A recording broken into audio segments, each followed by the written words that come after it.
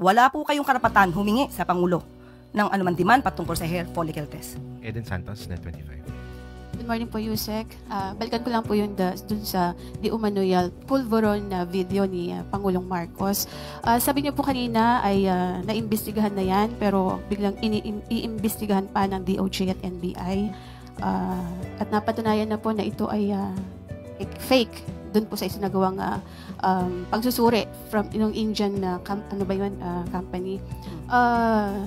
Wala po bang plano ang Malacanang, especially ang Pangulong Marcos, na magpa-hair follicle test na siyang hinihingi po para matuldukan na itong issue po ng di umano'y paggamit ng ipinagbabawal na gamot ng ating Pangulo?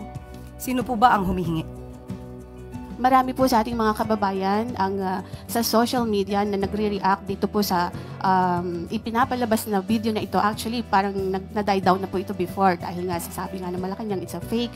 Pero biglang nabuhay after po nung ginagawang investigasyon mismo ng Kongreso, ng Kamara. Kaya po muling lumabas itong video na ito.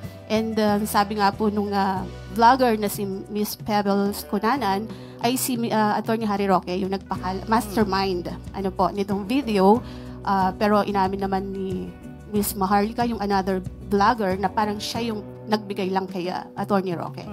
Kaya ang tanong ko po, sabi niya sa social media hinihingi. Sino po in particular ang mapasasabi niyo sa akin na humihingi ng ganitong klaseng pag-test?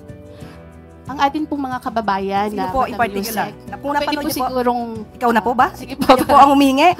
Okay. Kaya po masabi lang ninyo na mayroong humihingi. Pero marami po sa social media po kayo ay nagbabasa po sa SOCMED, Madam Yusek. So, isa ka nga sa humihingi.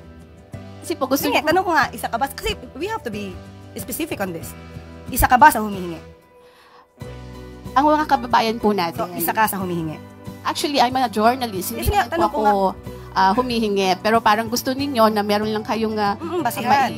Basihan. Sino nga po? Kasi sabi niyo po kanina, ay napanood yun niya yata sa social. Opo, Madam Yusek, syempre kami po ay mga Pilipino rin. As a journalist, gusto po namin na hindi fake news. Yun pong aming ibabalita sa taong bayan. Okay, so humihingi po si Attorney Vic Rodriguez, di ba matagal na rin naman yung hinihiling niyang hair follicle test. Okay, tanong po natin. Ano po ba ang basihan para sa paghingi at i-demand sa Pangulo ang isang hair follicle test?